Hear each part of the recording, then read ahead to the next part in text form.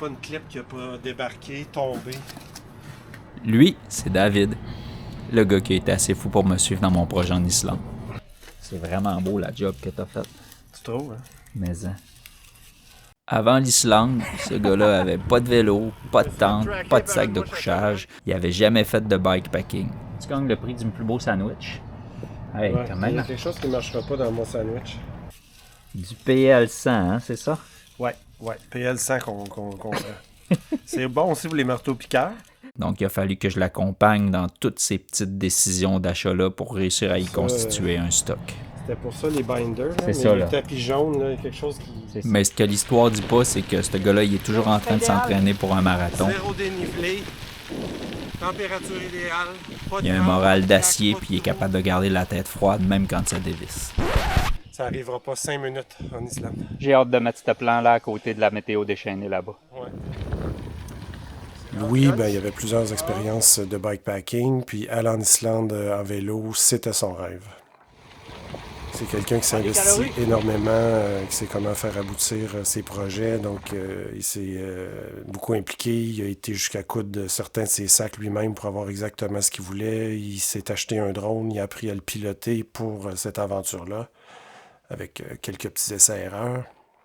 Dans les grandes forces de Louis, il y a son éternel optimisme, il voit toujours le bon côté des choses, se décourage pas, toujours très patient.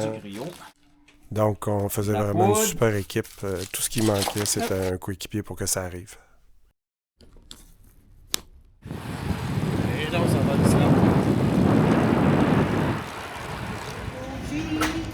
Adieu.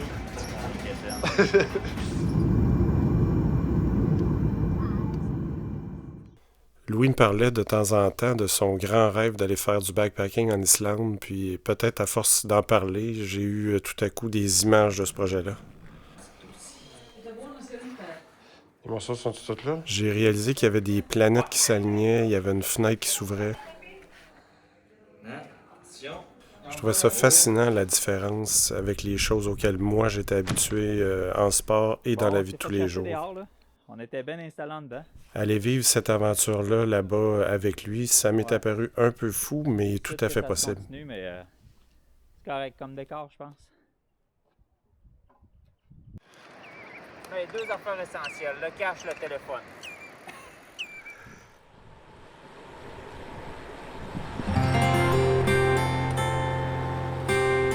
On est là?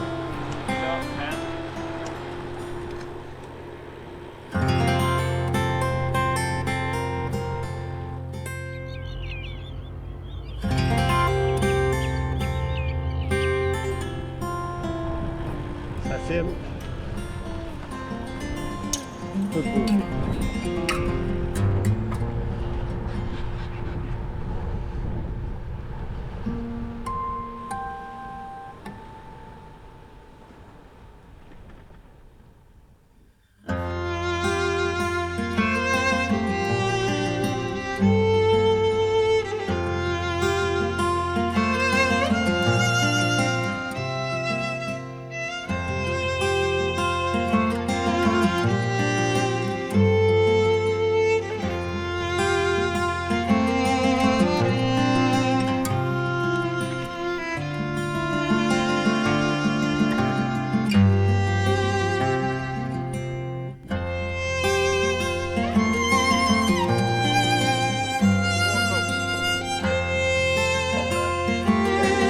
Bon, c'est beau pour la poésie.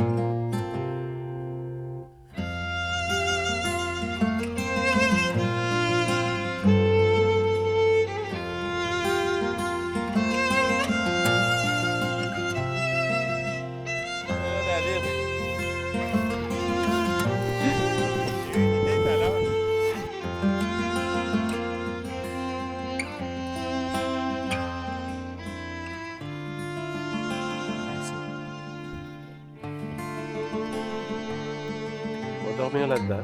Ouais, on dort là-dedans, nous autres. On essaye de rouler là-dedans. Pas correct. À demain.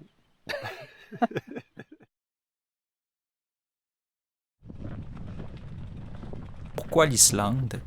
Je le sais pas vraiment. Ce que je sais par contre, c'est que j'ai besoin de me dépasser. J'ai besoin de chercher elle est où la limite de ma zone de confort. Puis l'Islande s'est présentée comme ça et c'était un des seuls endroits où on pouvait partir comme ça pendant 9 jours dans un endroit qui, les paysages sont spectaculaires.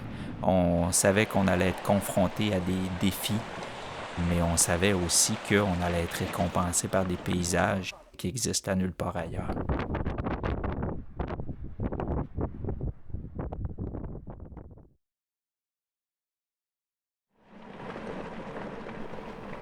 À un moment donné, pendant notre préparation, on était vraiment obsédés par tout ce qui pouvait briser sur nos vélos. Les rayons, les chambres à air, les sacoches, les tentes. Mais la dernière chose à laquelle on a pensé, c'était ma selle de vélo. Oh! Hey! Tu sais quoi? On va taper ça ensemble, puis ça va être réglé. Regarde. Encore une selle. Tie wrap et tape. Tie wrap tape. Bien ensemble. Que vient de faire Louis? Avec des morceaux de bollard. Une réparation de selle. Après le tie wrap, le duct tape. On sauve nos fesses comme on peut. On le fait? On y va! Go! Ça existe, ça.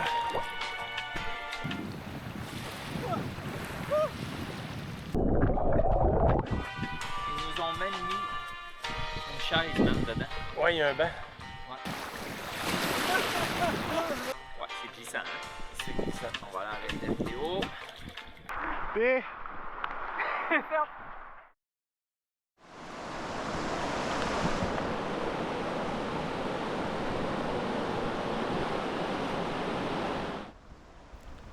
L'Islande, c'est une drôle de place.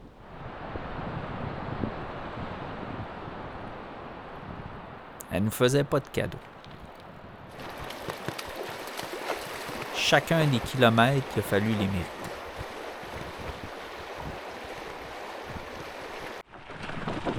Quand c'était pas la route qui était défoncée, c'était le vent qui menaçait de nous jeter par terre. Un col dont il fallait faire l'ascension. Les écarts de température entre le niveau de la mer et les sommets. Le froid, la pluie, les routes inondées et surtout l'imprévisibilité du terrain qui jouait constamment dans nos têtes.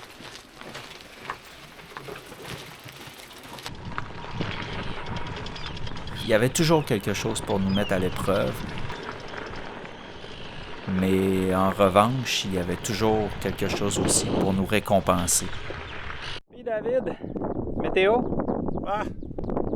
On n'aura pas 5 minutes de ça.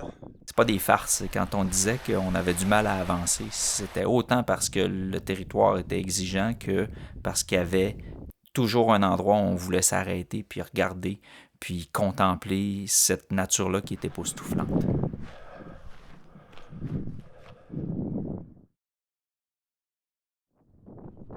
La journée typique, finalement, c'est que ben là, on avait le soleil de minuit, on pouvait en profiter.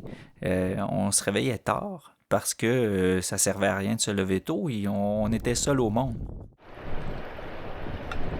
Donc, on est resté sur l'horaire du Québec pratiquement, presque pas décalé. On se réveillait à 10h, 11h environ. On roulait un tout petit peu, puis à 2h, on était déjà arrêté en train de dîner. Mais là, c'était paniquant selon nos repères québécois parce qu'on regardait la distance qu'on avait parcourue à 2h, 3h de l'après-midi, puis on se disait, mais merde, on va pas y arriver, on a juste 20 km de fête, puis il faut en faire 80. Sauf qu'avec la lumière de minuit, ben finalement, on roulait jusqu'à minuit, on roulait jusqu'à 1h du matin. On continuait comme ça jusqu'à ce qu'on arrive dans un endroit qui était adéquat pour pouvoir s'arrêter puis pour pouvoir camper. C'est fait! C'est pas fait! C'est ici que l'action commence. route impassable. La partie qu'on attendait difficile était plus difficile que ce que je pensais. C'était les portions en montagne, les sentiers impassables. Je m'attendais à des sentiers de gravier, mais c'était vraiment beaucoup plus de hike-a-bike, beaucoup plus de vélo technique que ce que je pensais. Puis avec mon manque d'expérience en vélo comme ça, pour moi, ça, j'ai trouvé ça vraiment une lutte de tous les instants. Là. Mon mantra que je me répétais souvent, c'était justement clip des clips parce qu'on passait notre temps à mettre pied à terre puis à toujours réévaluer le prochain mouvement, la prochaine poussée, le prochain arrêt, éviter les chutes autant que possible dans mon cas.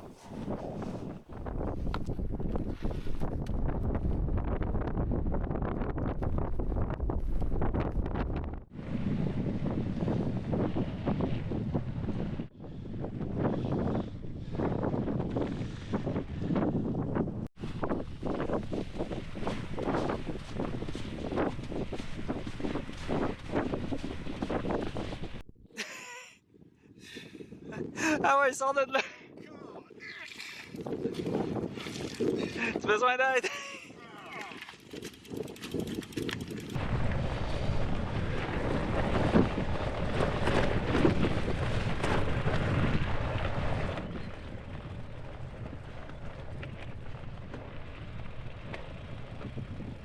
Maison.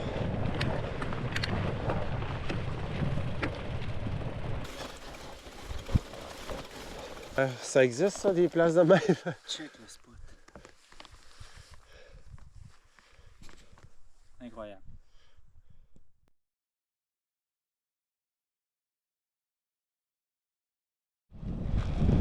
Quand on prépare un voyage pour l'Islande, il n'y a pas un guide, il n'y a pas un endroit où on ne voit pas la mention que le vent va être une épreuve. Le vent fait partie du territoire islandais, ça fait partie de la vie des gens. Il y a même une dame qui nous a raconté une farce disant que qu'est-ce qui se passe quand ils arrêtent de vanter avec les Islandais? Ben, ils font juste tomber parce qu'il n'y a plus rien pour les retenir.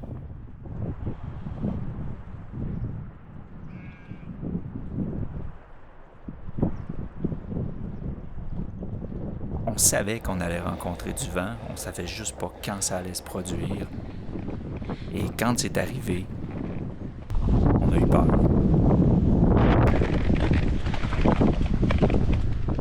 On a découvert que du vent qui pouvait nous faire tomber du vélo, ça existait. Quand ça s'est produit, on s'est retrouvé en haut d'une montagne avec une descente à faire, avec un vent effrayant à nous pousser en bas du vélo, des températures à 4 degrés et de la pluie. Donc là, qu'est-ce qui commençait à tourner dans notre tête, c'était l'hypothermie. Moi, j'avais toutes mes couches de vêtements, j'étais pas bien encore, je grelottais, puis je me demandais vraiment ça allait être quoi la suite, comment on allait pouvoir sortir de là.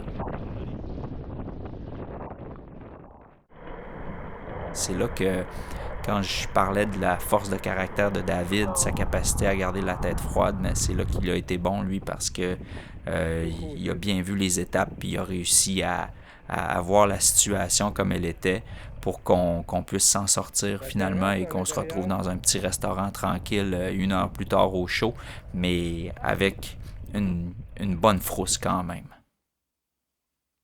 Débriefing de la journée d'hier en une phrase. Journée éprouvante. Oh, je vais aller plus court, moi. Calice.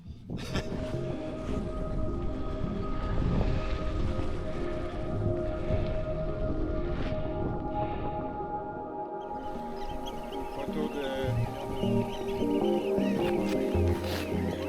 Non, mais on peut pas s'arrêter, là. On va se recharger.